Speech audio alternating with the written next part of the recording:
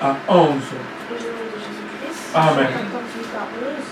Philippe lui dit, Seigneur, montre-nous le Père, et cela nous suffit. Jésus lui dit, il y a si longtemps que je suis avec vous et tu ne m'as pas connu. Philippe, celui qui m'a vu, a vu le Père. Comment dis-tu, montre-nous le Père? Ne crois-tu pas que je suis dans le Père et que le Père est en moi? Les paroles que je vous dis, je ne les dis pas de moi-même, et le Père qui demeure en moi, c'est lui qui fait les œuvres. Crois-moi, je suis dans le Père et le Père est en moi. Croyez du moins à cause de ces œuvres. Amen. Alléluia. Que les vivants puissent dire Amen. Amen. Ah. Ça c'est Philippe qui dit. Christ disait, dans Jean 14, il dit, ne vous troublez point, croyez en moi et croyez en Dieu. Et lorsque Philippe a posé cette question, en disant, Seigneur, montre-nous le Père. Seigneur, montre-nous le Père. Et cela nous suffit. Jésus lui dit, il y a si longtemps que je suis avec vous et qui ne m'a pas connu, Philippe. Celui qui m'a vu a vu le Père. Comment dit-il, montre-nous le Père? Ne crois-tu pas que je suis dans le Père et que le Père est en moi? Ce sont des versets scandaleux qui a bougé le comportement du peuple juif et il cherchait à battre Jésus-Christ.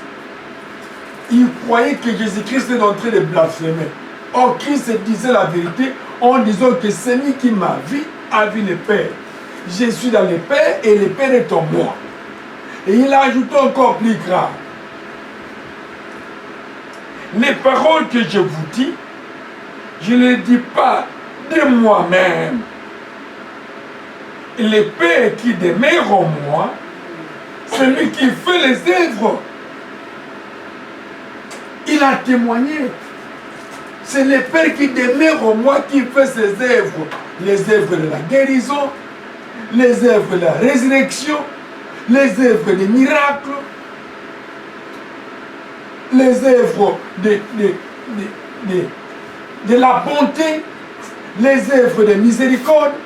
C'est le Père qui fait en moi. Nous aussi, étant que des chrétiens, on doit dire que oui, si je témoigne, c'est à cause de la puissance du Saint-Esprit qui est en moi.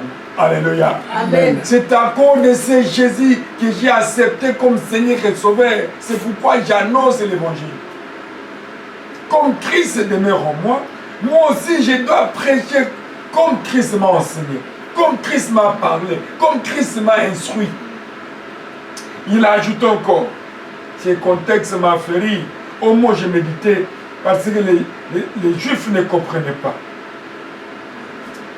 Crois-moi, je suis dans le Père et le Père est en moi. Croyez du moins à cause de ses œuvres. Alléluia. À cause de ses œuvres. Croyez en moi.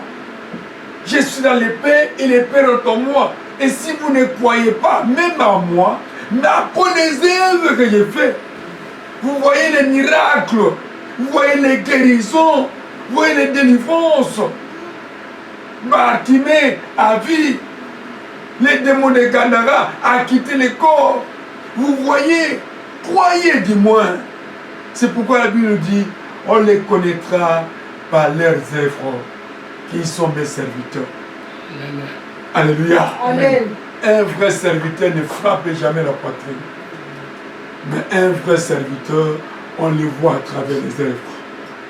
C'est les œuvres qui témoignent que celui-ci, c'est un serviteur de l'Éternel. Celui-ci, c'est un roi de Dieu. Celui-ci, non, il dit la vérité. L'autre fois, nous sommes partis dans le mariage de notre fille. Arrivé là-bas, il y avait une sœur qui m'a servi. Et l'évangéliste de leur église a dit, mais comment vous les servez par blague? Vous servez la personne qui n'est pas dans la maison à la place de me servir. La sœur en question a dit ceci. J'étais présent. Je sais ce que j'ai reçu de cet homme de Dieu. Cet homme de Dieu m'a marqué par un enseignement profond dont j'ai enregistré dans mon appareil. Je connais et je les connais. Alléluia. Ça m'a donné une joie à cause de l'enseignement que j'avais donné. Oh, cet enseignement, j'avais oublié, ça fait très longtemps. Mais ils ont enregistré dans leur portable. Et tout le temps, ils se réfèrent dans cet enseignement-là. Les œuvres. C'est pourquoi Christ témoignait. L'arche contenait l'arche de l'Éternel contenait les 10 commandements de la loi. Il est préfigure de l'accomplissement de la loi au nom de son peuple. L'arche. Transportons l'arche. Cette arche était les 10 commandements de la loi. On ne pouvait pas laisser quelque part. C'est à travers cette arche que la victoire de l'Éternel s'est manifestée auprès de son peuple d'Israël. Psaume 40, versets 8 à 9.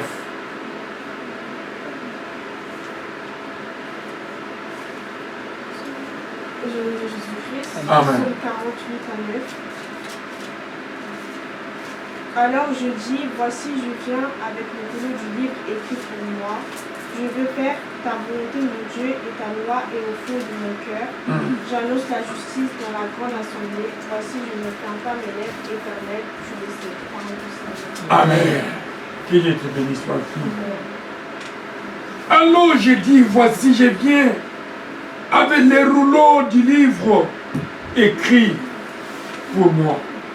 Ces rouleaux, c'est la parole du Seigneur. C'est les 10 commandements de la loi. Il ajoute encore, je vais faire ta volonté, mon Dieu, et ta loi est au fond de mon cœur. Ça, c'est David qui déclare. Nous devons faire la volonté de Dieu. La volonté de Dieu, c'est marcher correctement selon les Écritures saintes. La volonté de Dieu est d'aimer tout le temps une vie de prière intense, d'aimer la prière comme vous aimez à manger.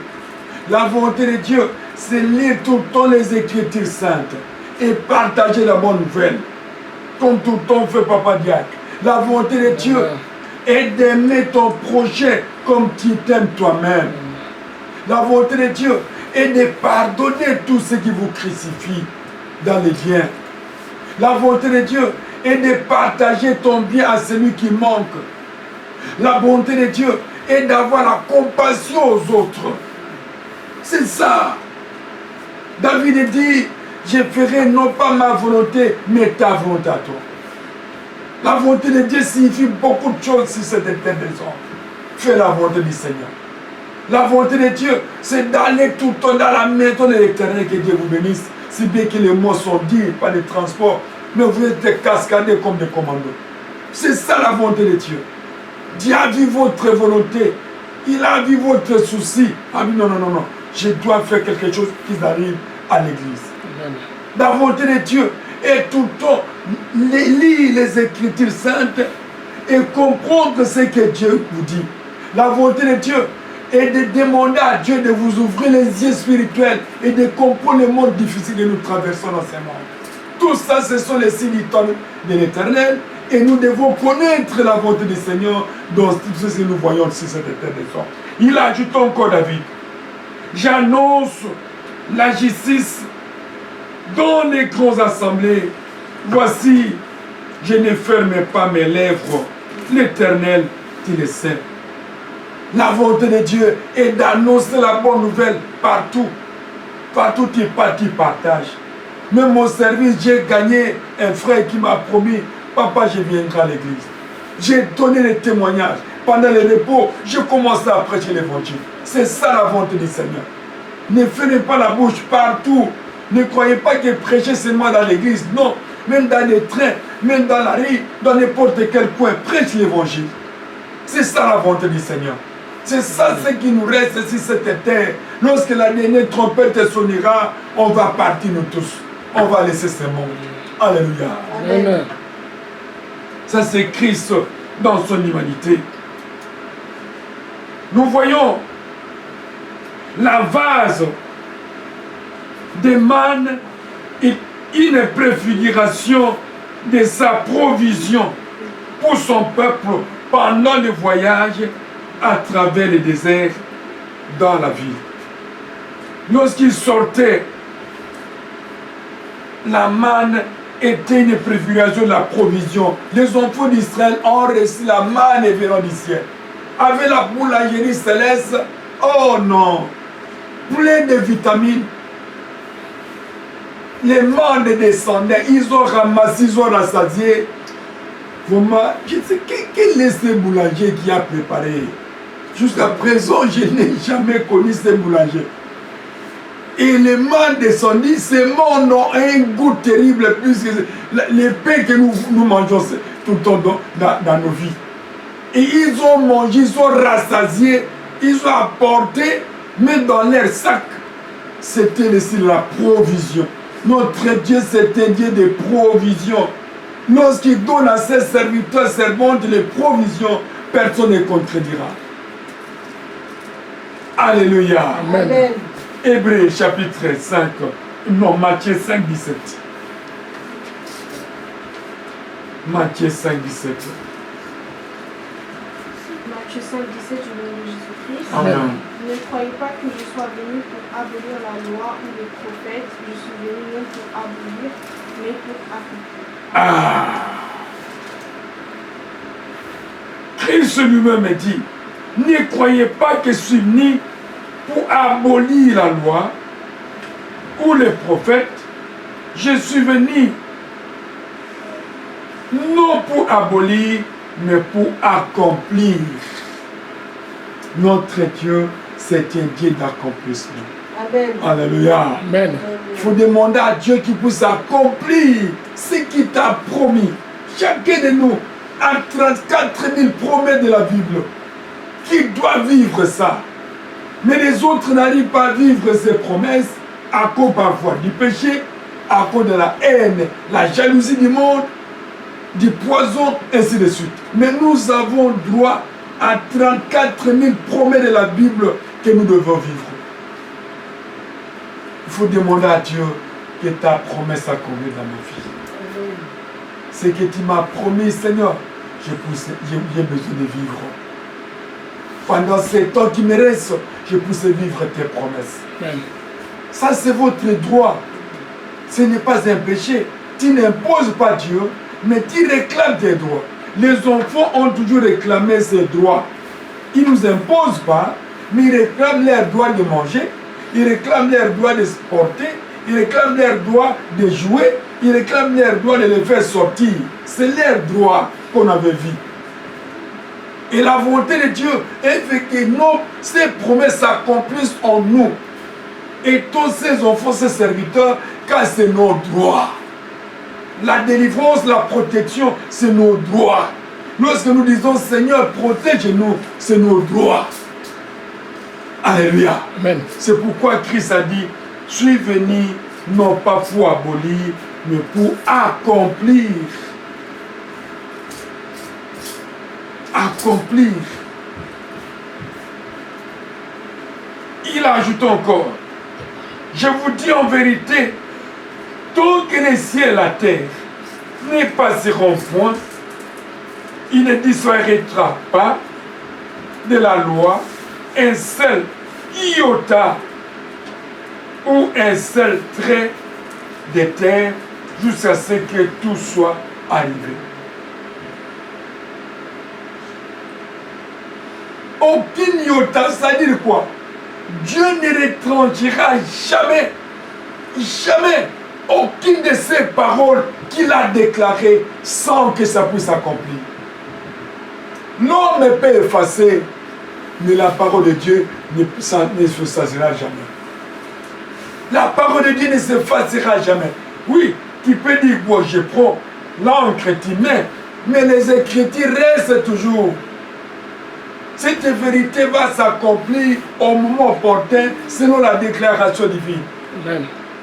Et c'est ça Dieu. Amen. Alléluia. Amen. Nous descendons.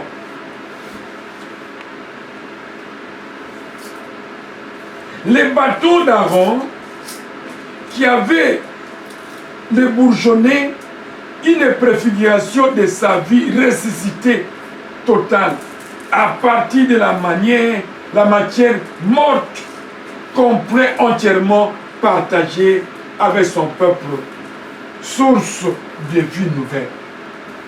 Les bâtons d'Aaron. C'est la vie nouvelle que Christ montrait. Il voyait que oui, à travers ces bâtons, moi je ferai des miracles. À travers ces bâtons, je vais changer beaucoup de bonnes choses. Moïse a frappé les bâtons dans l'eau. Les boulevards s'est créé miraculeusement. Aucun sabbat du monde ne pouvait séparer un océan. On met toujours des ponts. C'est même une petite rivière. Personne ne pourra séparer. Même si tu sépares, ça va toujours déborder. Mais dit ton mosaïque, on a vu, nous se séparons en deux. Ça, c'est un miracle. Ça, c'est une vie nouvelle. Tu dois se séparer avec des mauvaises choses. Toutes mauvaises choses, toi, te laisser tranquille, afin que tu puisses mener une vie nouvelle avec le Seigneur. Amen, amen. Il faut dire à Dieu que tout ce qui me bloque se sépare avec moi. Tous ceux qui sont l'obstacle de ma vie se séparent avec moi. Je voudrais avoir une vie nouvelle chaque jour parce que nous sommes avec toi. Regarde comment est-ce que les fleurs se comportent tout le temps. Vous voyez, parfois, la fleur fleurisse, parfois, il sort un peu, une autre coloration. Et c'est ça que la vie, nous devons demander à notre Dieu. Et nous avons droit à ça.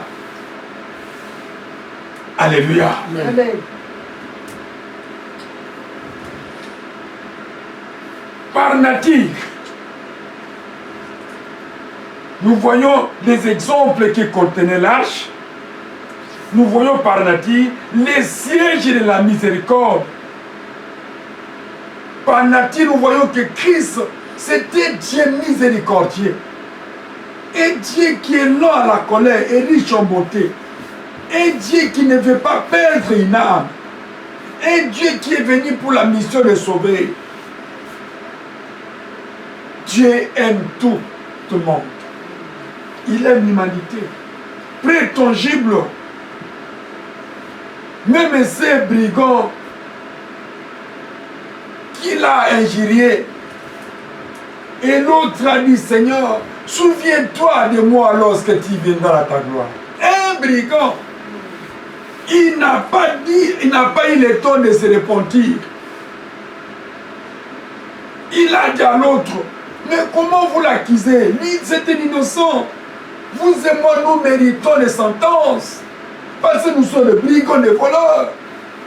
Et l'autre a dit, Seigneur, souviens-toi de moi lorsque tu viendras à ta gloire. Or, les salis étaient venus pour les deux. Mais l'autre n'a pas profité de l'opportunité. Alléluia. Amen. Il n'a pas profité. Christ son nez, il a fallu qu'il puisse se dire, Seigneur, nous sommes des brigands, souviens-toi de nous.